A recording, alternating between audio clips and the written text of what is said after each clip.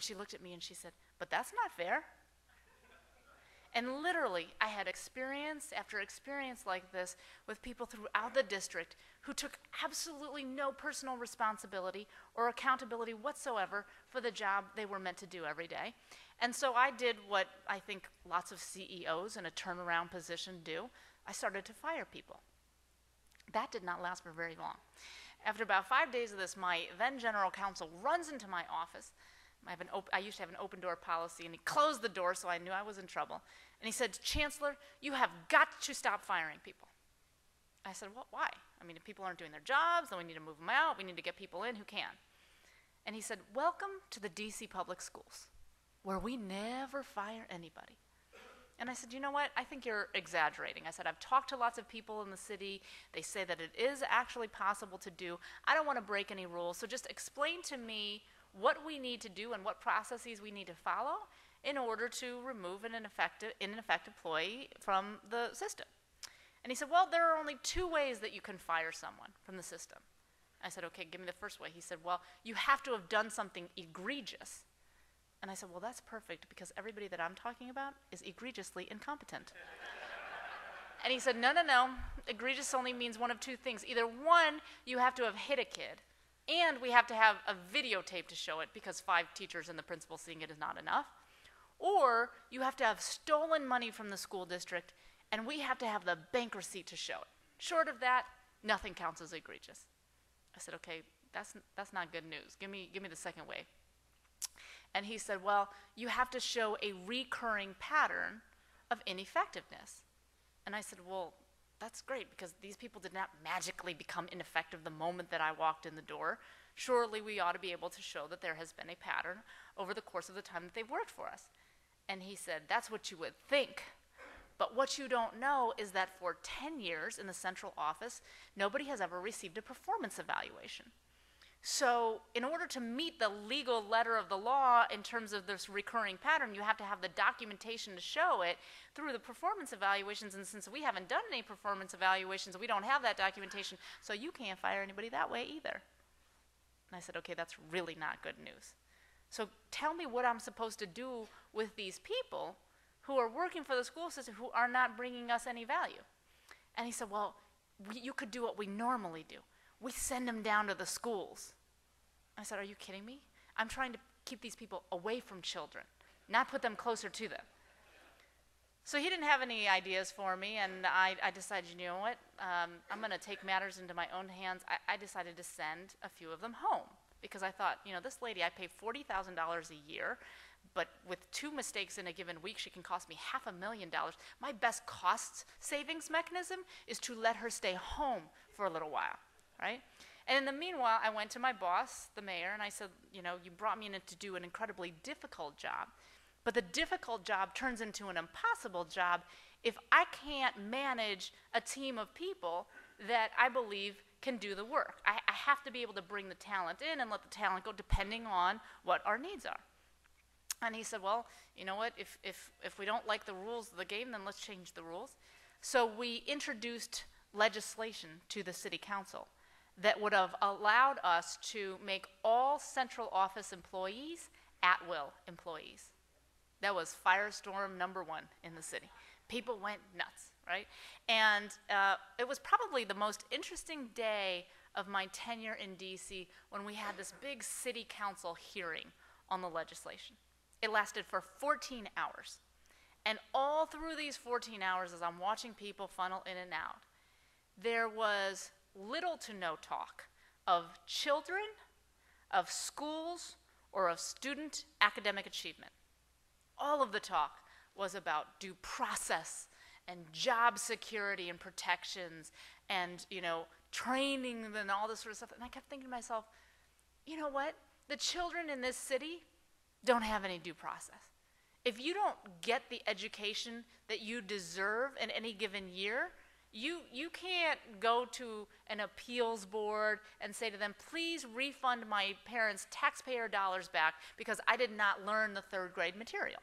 No, we just pass you on to the next grade without the skills and knowledge that you need to be successful, but all the adults got to keep their jobs and their contracts, etc. So during this whole time, somebody asked me a question. They said, don't you believe, Chancellor Rhee, that, for example, an ineffective teacher could be made more effective if you just invested in professional development? And I said, perhaps, but let us not let children languish in their care in the meantime. I said, because I sent my own 2 children to the DC public schools, and every single decision I made, I knew was going to impact my kids and the education that they were getting.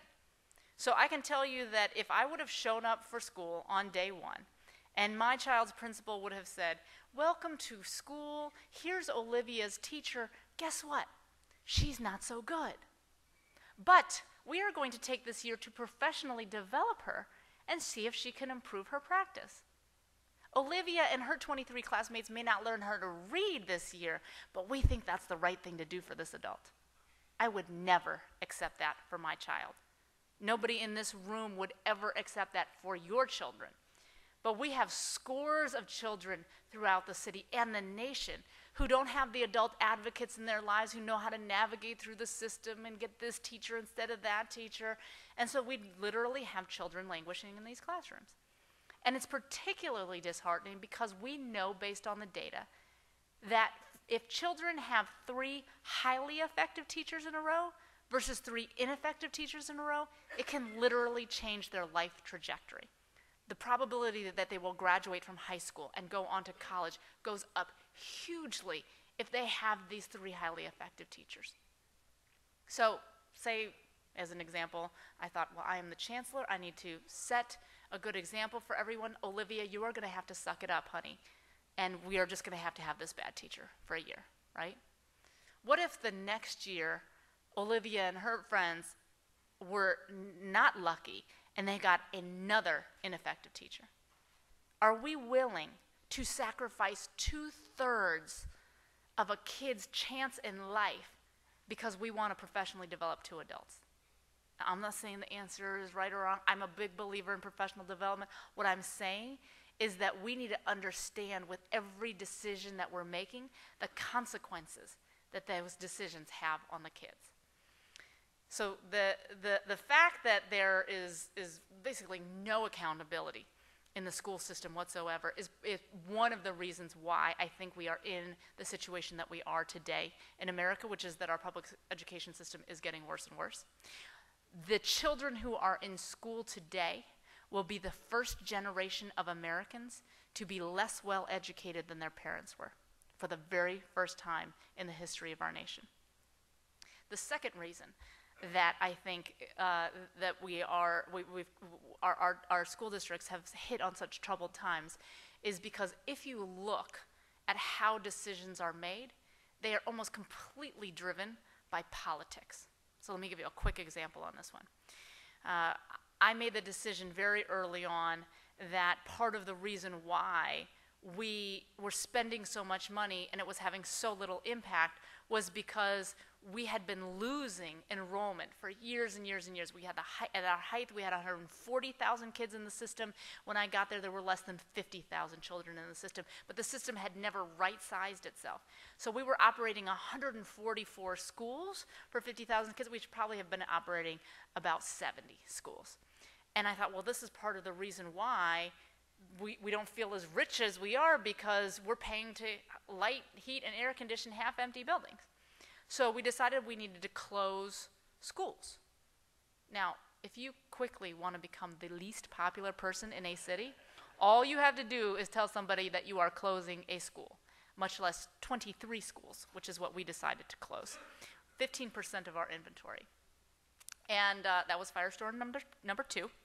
And people, were very, very unhappy with us. They, it was a very tumultuous time. And I remember sitting in a city council hearing, a city council meeting, and one of the council members said to me, Michelle, everyone knows that we have to close schools. We have been talking about it for years. We've seen all the data and the numbers. You're not going to get any argument out of anybody on this point. And quite frankly, you can close any school in the city that you want to, as long as it's not in my ward. And I thought, great. if all 8 of the ward council members say the exact same thing to me, we are not going to be able to close any schools. Nobody's volunteering. Like, let's close my school, right? But it was that kind of thinking that I realized over time with school board structures, et cetera, that led to this complete inability to act because everybody was dealing with their own individualized district problems, and the politics were playing out more than what was in the best interests of the district. So the lack of accountability and the politics, I think, are what have gotten us into the situation that we're in. Now I'm going to talk for a little while about what I think we need to do to improve the situation. So the first is that I'm pretty sure that you all are going to feel me on this one, but I'm going to start out with a statement, which is that we have gone soft in this country. Absolutely soft. The way we are raising our children now, the next generation, is absolutely unbelievable in that we are spending so much time trying to make kids feel good about themselves that we've lost sight of putting the time in to actually make them good at things, right? So I see this play out with my own 2 kids. I have a 12-year-old, I have a 9-year-old, both little girls. They both play soccer. They suck at soccer, okay? They take after their mother in athletic abilities. But if you were to go into their bedrooms today, you would see trophies and medals and ribbons, right? Just by looking at the room, you would think that I am raising the next Mia Hamm. I am not, right? So I try to tell my kids all the time, look, you are not so good at soccer.